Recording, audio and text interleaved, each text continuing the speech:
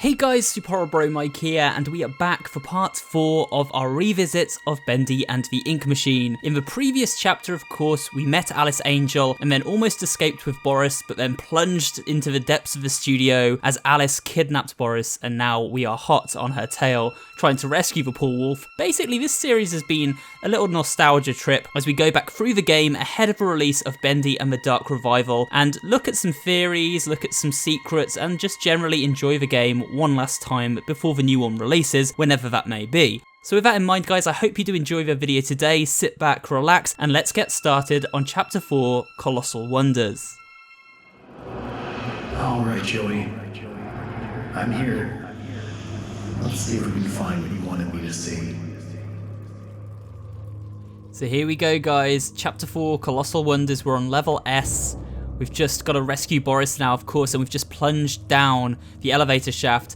Now, you see that blot of ink? My theory has always been that this is where Henry actually dies in the studio, and because he's completed the ritual earlier with his key item, I think he's been reborn within the inky studio here, and he's going to see like all these flashbacks, all these kind of visions as he goes through the chapter, these kind of inky visions, and I believe he's seeing those because he has now been reanimated after the elevator drop as a cartoon himself within this cartoon world. So that is kind of like, I know it might sound confusing, but that's always been my theory for this elevator crash, why Henry survives it, and why he sees all of these strange visions throughout the chapter. But with that said guys, let's proceed on. We've got to get through this chapter, of course. We haven't got time to talk about theories all day. So let's head on to level S. This is accounting and finance, and of course the domain of Grant Cohen, company accountant, who went a bit crazy, as you can see. It seems like he went a bit mad, you know, trying to keep all the taxes and the books in order for Joey Drew as money spiraled out of control.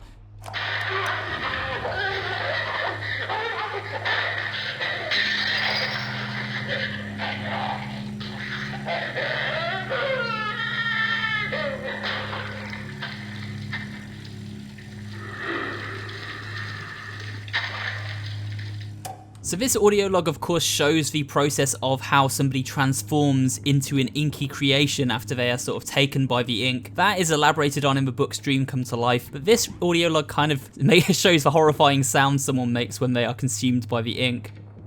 We need to pick up this valve handle for the door and get out of this creepy room. Okay, so let's head on back to the archives next guys. This is our next stop. We have now got the valve handle for this door and we can open it. There we go. Now, if we head on back this way, we actually find a little meatly secret, so I'll show you that before we sort of leave this area. You go through this door at this point, through this little wall, and here he is. What the heck is this?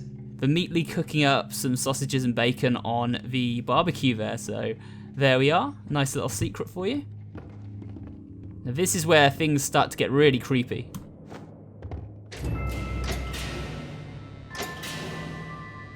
I mean, that's totally normal. Some of the workers of the studio in horrible poses after they were consumed by the ink all seem to be worshipping Bendy, which is interesting because of course Sammy also worshipped the ink demon, didn't he? Believing that Bendy would set him free. Got an audio log from Susie Campbell here, so we'll listen to this.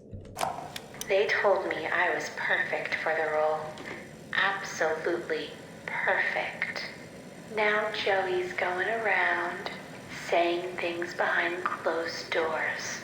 I can always tell. Now he wants to meet again tomorrow. Says he has an opportunity for me.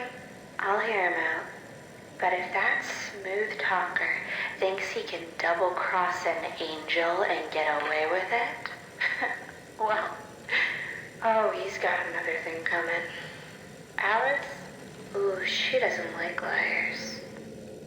So that audio log shows that Susie was really becoming frustrated with the fact that she had been replaced as Alice Angel's voice actress by Alison Pendle, and she would do anything, it seems, to become the character of Alice. She just wouldn't let go of that character. Obviously, we know that Joey tricks her into becoming the character, but it doesn't quite work out for her, as we saw in the previous chapter. So that's how it works. So this next part, we need to set the books back into the bookshelf in order to open that door up. So just kind of go around finding all the books. And here we go, guys. Vision number 1.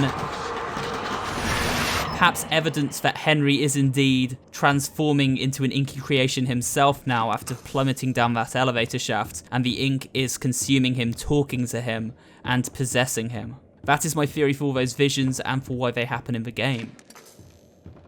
Right, now we have done all the lights, guys. We have activated all the lights. We can go through this door and into another creepy room full of cages where it looks like Joey held some of his victims hostage, some of the studio workers prisoner, until, of course, they could be experimented on with the ink machine.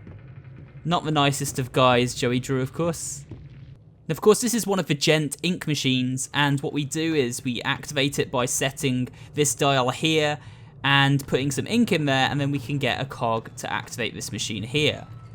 I can get across here if I can find a way to fix this. We just need to head on down here first to get some of that good ink to use.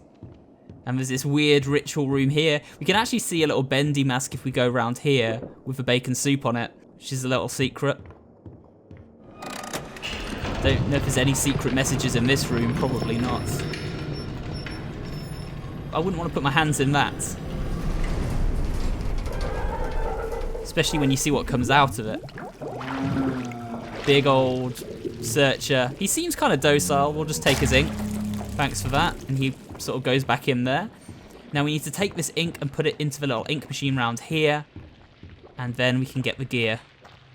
You can actually make a radio come out of here that plays a song, but I'm not going to do that today. Does its little thing. It's quite charming, I think, this little machine. And there we go. There is our gear. Let's pop it in the machine there. I think Chapter 4 was one of my favourite chapters. It had a lot to it. I like the mini games in there. There's lots of sort of creepy jump scares. There's a boss fight. Well, 2 boss fights actually. And then there's lots of little sequences like this, which just kind of jazz the game up a little bit and make it feel a little bit more cinematic and a little bit less formulaic, I guess. Let's just hope this doesn't break on us, of course. I mean, it's quite rickety and old. Can we keep it going? That's a long way down, right? We don't want to drop down there. We're good. We made it. In fact, can you imagine being like sort of suspended in all these cages all the way above this pit? That'd be terrifying. Especially for someone like me. I have like slight vertigo, so that'd be like my worst nightmare. There is a cool secret over here as well, guys. If you go up to this box and you use the Seeing Eye tool on it, you can actually see there's a heart there. That is, of course, a companion cube reference, the cube in the game Portal, known as the companion cube with a heart on it. I believe the Meatly is a real fan of that game, so obviously that's why they included it here. And there we go, guys, another vision, and this time we see the inky hands reaching out to try and claim Henry from the ink. More evidence that he is indeed transforming himself into an inky creation. I see you there, my little errand boy. Your angel is always watching. What is it that keeps you going? Is it the thrill of the hunt? The thirst for your freedom? Or perhaps you're just looking for a little friendly wolf. Better hurry, errand boy. Boris is having trouble staying in one piece. Alice keeping Boris hostage. We've got to get to him in time. And here's our first look at the horrible fate of many of the studio workers. He always fights me. Oh no! I just want to go home. When do we go home? When do we go home? They transform into these horrible things called Lost Ones. And there's loads of them in here. This is their miserable fate. They don't look too happy, do they? I mean, I wouldn't be too happy. If I had been turned into one of these things by Joey, I don't think I'd be particularly, smiley and chirpy. It's time to believe he will set us free. This, of course, probably referencing Henry is what we think now, but it doesn't seem to be the case because, of course, he doesn't set everyone free by the end of the game, as we now know. So this could be referencing something in Dark Revival, and I have made a theory that I believe this is actually talking about Audrey, so the he will set us free should actually be a she will set us free. But this is all early speculation, of course. We need to head on now, guys, through this air vent. I don't particularly want to go in there, but, you know, needs must and all that. It's very claustrophobic in here. I would not like this. Again, I don't like sort of confined spaces, so this would not suit me very well in real life. Oh, there's Bendy. That was one of the worst jump scares in the game for me. It really got me bad the first time I experienced that. And I really love Bendy's updated model that they put into the game. He looks really, really kind of creepy. I can't wait to see what he looks like in Dark Revival next. I think this is our exit though. Yep, this is where we want to come out and enter Bendyland, of course. The work in progress theme park that Joey Drew was designing alongside character Bertram Piedmont, who we will meet in a second.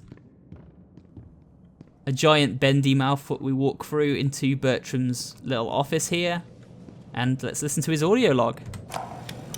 For 40 years, I've built attractions that stagger the imagination. Colossal wonders, such as the world has never seen. I have earned my legacy with sweat. Right in front of everyone. High-level investors, Wall Street tycoons. The ever-tactless Joey Drew introduces me, the great Bertram Piedmont, as Bertie, like I was his child. You may be paying me, Mr. Drew, but you don't own me. I'll build you a park, bigger than anything you could ever possibly conceive. But before you go taking any bows, Mr. Drew, know that this grand achievement will belong to me, and to me alone. That's Bertram Piedmont, of course, not particularly happy with Joey Drew and his patronising attitude, I guess. Both of those guys were egomaniacs by the sound of it, so their personalities definitely clashed. If we jump up here, we actually get a good look at what Bendyland would have looked like. I can imagine this actually being built in real life if Bendy continues to grow and become successful. Maybe one day we'll see an actual Bendyland, or perhaps just a Bendy attraction, kind of like Five Nights at Freddy's got at Universal. That would certainly be, I think, a fun time, right? We're going to head on back down now, guys. We've opened up the door to Bendyland, and we're going to actually explore the research and development department, where we get to see some of what Bendyland would have looked like if it had ever been finished and Joey hadn't gone bankrupt, making the process. Bendy Hell. It's meant to say Bendyland. We've got a searcher there just sort of chilling, not looking too happy. Of course, the biggest part of Bendyland would have been the fact that it would have been filled with real cartoon characters born out of the ink machine. We've got an audio log from Wally here, so we'll listen to this. These guys down in the warehouse get to play games all day while I'm stuck cleaning up after them. They keep locking themselves out of their own back room. So I said to them, look guys, I says, you're smart, right? Here's an idea. Why not rig these games to knock open the door if you win? It'll be fun for you guys, and it saves me the trip down here every day. They went for it like a dog to pot roast. I tell ya, if these guys don't start realizing who the real genius is, I'm out of here. Wally, as lazy as ever in that audio log, just trying to do anything he can to get out of a bit of work. This haunted house seems like the way to go, but it's gonna need some power. Hang in there, Boris. I'm coming. We'll get to you, Boris. I am going to use this little minigame first, though. Boom, we made it. Are you having fun? Yes. I'm sure Boris doesn't mind waiting for his rescue party. There you go, a little secret there, guys. You can, of course, see the moustache on the Bendy face. That's kind of cool. First things first, we need to head on back this way and complete the minigames here to activate the first switch. First of all, we have the bottle wallet minigame. So let's get started with that. Oh, that was bad. Okay, guys, I've had to activate the crosshair for this. I realised I cannot do it without the little aiming sort of reticule on the screen. Hopefully this will be a lot easier now. And there we go. It certainly feels quite a lot easier. There we go. That should be fine. There we go. That little noise means that we have got one game down, we've got one left, which is the shooting minigame. Now this is very easy with the mouse and keyboard, but very hard on console when you have a gamepad, because the aiming's a little bit broken on there. I did actually get the trophy for getting a perfect score on the console version, but it did take me a very long time, so good luck with that if you're playing on like PlayStation or Xbox. As you can see, it's quite easy to do on PC. I didn't get all of them, but you don't need to get all of them. We've got enough to head on through here. And this is horrible. Like, this is probably the scariest thing in the game, I think. Just these terrifying looking faces. That's one. And now we can head on to the next part of the game. Let's just throw this switch first. There we are. And next into the research and design room here. Looks like I've got some company up ahead. Without some kind of weapon, I don't stand a chance. There's gotta be a way around them. Right, we need to sneak past these guys. Just sort of chilling around their little fire. There is a secret message over there which says dream big. Dream too big and you will fail. But we're not going to look for all the secret messages. As I said in a previous video, guys, I have actually made an entire video looking at every secret message in this game. It's quite old now, but if you search back on my Bendy playlist, you will find it if you're interested. Now, we need to sneak past these guys, so let's first throw a can over there. There we go.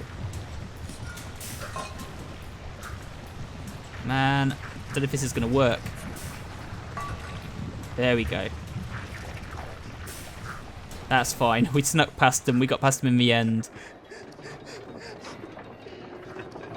Poor little fella. It says here, please don't cry. I don't know if this is maybe Lacey Benton, because it sounds like a female crying, and Lacey is a character we're actually going to hear from right now. The only thing that works around here is my ulcer. Half these people don't know a wrench from a dang steamroller. Bunch of morons is what they are. Spend their day in the warehouse arguing over who's supposed to be doing what or playing them silly games. Still, I'm not complaining. I give most of my time to myself. Suits me just fine. Only thing that bothers me is that mechanical demon in the corner. Bertram's been working on it for a month now. Says it'll walk someday, maybe dance. All it does now is give me the creeps. I swear, when my back's turned, that thing's moving. So, of course, she's talking about this, which is a little bit of a Five Nights at Freddy's sort of in-joke, I think, a little reference to FNAF with the animatronics, of course. But what you will notice is there's a missing arm here, guys. And if you look at that arm, it's very similar to the one that Tom Boris wears, of course, when we meet him at the end of this chapter and explore with him in Chapter 5. So it seems likely that after he lost his arm saving Alice and Angel in the ink, he actually took the arm from this robotic Bendy to replace his own one, and you will see that later. So that's just an interesting little Easter egg there, or secret, or bit of story information, whatever you want to label it as. Right, let's activate this, guys, and head back out. We need to trick the Butcher Gang one more time to get by them, so we need to throw a can over here. They'll be on their way. There we go. Just let them go. And quickly head down here, pull this lever, and get out of here. Go, go, go. See you guys later. Follow the cable all the way around, and there we go, 2 down. So next, I believe this is the Bertram boss fight. The weirdest part of Bendy Ink Machine in my opinion, but it is a fun fight nonetheless. So we will head on into the attraction storage next. This is where we, of course, find Bertram as a twisted carousel ride. There's a little Butcher Gang member there. Let's check out this audio log. Biggest park ever built. A centerfold of attractions. Each one more grand than the one before it. It makes my eyes come to tears at the thought. But then, oh, Mr. Drew, For all your talk of dreams, you are the true architect behind so many nightmares. I built this park. It was to be a masterpiece, my masterpiece. And now you think you can just throw me out? Trample me to the dust and forget me? No! This is my park, my glory. You may think I'm wrong, but I'm still here. There he is. That is super weird. I do love it though. I love how just kind of completely mad this game becomes in Chapter 4. So we need to defeat Bertram next in order to progress. Of course, he gives us access to the axe here, my favourite weapon, so that's good. And now we need to hack his arms apart as he tries to like flatten us. You can actually get into these carousel rides as well. So you can actually ride the ride, guys. It's actually quite fun. I'm gonna get back out though. Just hop over and destroy this arm. But that's a little secret for you if you didn't know about it. Quite a fun one. It does take quite a long time sometimes to finish this guy off because you have to do one arm at a time. I think some people are really good at doing this like super fast, but sometimes it does take me a while. So I'll probably cut a little bit of this fight out, guys, but you'll get the general idea. There we go, we've taken another arm off now. I think we've got 2 left, right? Let's head on this way. Smack that, smack that. 1 more arm left. Just 1 more, come on. We need to run. We need to be quick here, guys. Smack, smack. Okay, let's back up. We've only got 2 more points. There we go, this will be the end of Bertram now. Say goodbye. Boom. I feel kind of sorry for him. I mean, he's been trapped inside this giant carousel ride. But, you know, at the end of the day, it sounded like it was at his own choosing because he was saying, I'm still here, as if he was trying to... Like, my theory here is that he was trying to kill Joey at some point. So he stayed behind, using the ink machine against Joey to become a sort of twisted attraction and never leave his own park that he designed. That makes 3. He was kind of a little bit of a madman. It sounded like he had a few screws loose, basically, but there we go. He's now resting in peace, and we can head on, guys, to our final sort of area before we get to the end of this stage, which is our reunion with Norman Polk and the projectionist. So let's follow this back. Switch number 3, down. And through we go into the maintenance room. The good old Buddy Boris railway attraction, of course. Interestingly named Buddy Boris by Joey when, of course, Joey knew that Buddy Lewick was his first successful Boris creation. Some food for thought there. Just gonna back up because we've got the creepy projectionist prowling about down there. Another interesting note for you guys who enjoy your theories. You'll notice down here that the projectionist, much like in Chapter 3, always patrols areas where there are stacks of hearts. So it seems that, much like Alice Angel, every creature down here wants to become perfect, wants to sort of get back their human form almost by using these hearts. At least in some way they covet these hearts. So I don't know why exactly, it's never been explained, but I have made some theories on that in the past. But it's interesting to see that the projectionist always sort of hoards hearts and collects hearts wherever he may be. I'm going to play you this audio log, guys. This is from Joey Drew this time. I believe there's something special in all of us. With true inner strength, you can conquer even your biggest challenges. You just have to believe in yourself and remain honest, motivated, and above all, who you really are. Okay, let's stop right there. I can only do so many takes of this trash today. And tell the guys in writing I want more use of the word dreaming in every message. Keep railing on that, get? Dreaming, dreaming, dreaming. People just eat up that kind of slop. What? Still on? Well, turn it off, damn it! Oh, the projectionist is after us. I thought I was cutting it a bit close there with that audio log. But it's alright, guys. I think we can probably get upstairs to where we need to get to before he catches us. We've just got to be quick. That was, of course, revealing the true side of Joey Drew, the sort of scheming, nefarious, underhanded businessman that he was. He always likes to come across as this nice old man, but he wasn't, of course. We escaped. So now we just head on back. We've got the final switch that we needed. Hopefully everything will go smoothly from here on out. But of course in the studio nothing ever does.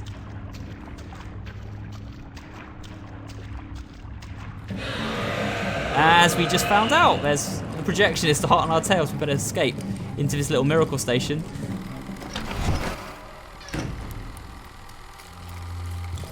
He's coming for us. But Bendy intervenes. I know a lot of fans really love this part. I do think it's quite fun. Bendy just taking on the projectionist. And what's interesting is how Henry experiences another vision as that happens. When Bendy is so near, it kind of almost suggests there's a deep connection between Bendy and Henry. Perhaps, obviously, Henry as Bendy's creator speaks to him through the ink in some way. Either way, he did just save us from a projectionist. There's the severed head, and Bendy takes him into the wall to feast on his flesh. Kind of a morbid thought there. We've now got all the levers we need, guys. We can head on back to the start of this haunted house attraction and finally save Boris from Alice. There we go. New objective, rescue Boris. There's the haunted house. Let's go inside.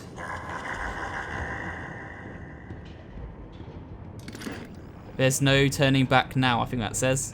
Let's double check. Yep. So let's get inside that cart and head on to save Boris.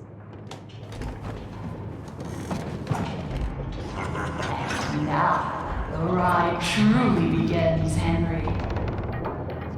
Come in and pretend it's all just a bad dream.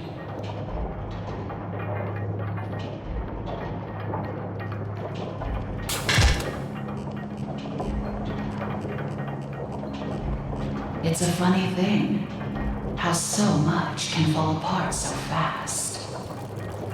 We never really had control of the studio.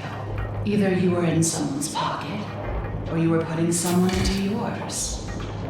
I just wanted what was promised to me. I just wanted to be beautiful. Surely you can understand that. Henry, why are you here? We're all dying to find out. Do you just enjoy the terror of the drop into hell? Because if that's the case, hang on tight. I've got a surprise. Alice has got Boris, and she has indeed got a surprise for us, which we will find out very soon. No spoilers if you haven't played the game, but it's not the best of surprises that we could encounter.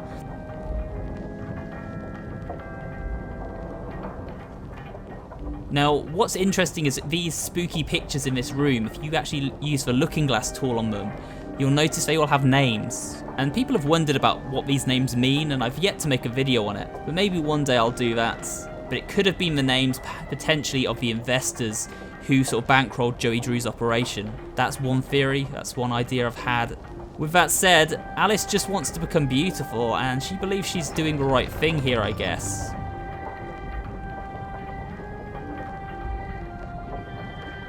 And here's Boris. But he's not the Boris we remembered. Boris! No, what has she done to you? Alice has obviously had her way with him and transformed him into this giant hulking brute.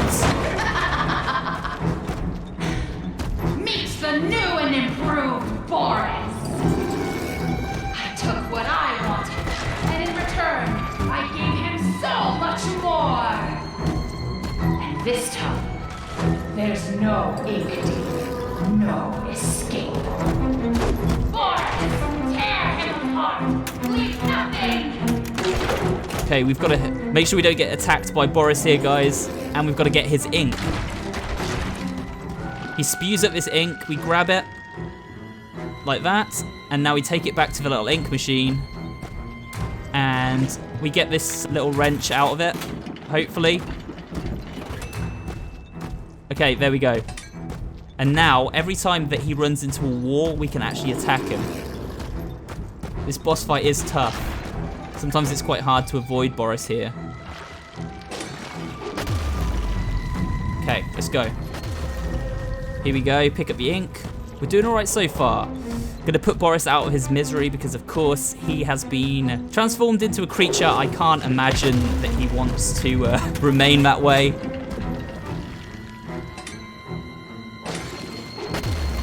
Oh, man. Okay, let's get the ink. Okay, so this is the final stage now of the fight, guys. He's gonna pick up one of these and try and smash us with it. My tip is if you run to the left, he can never actually hit you with the cart. He will always miss you. I think we need to let him throw 3 carts at us and then we can actually attack him, and that'll be the end of the fight. Come on. 3rd time's the charm. Sorry, Boris, this has got to be done.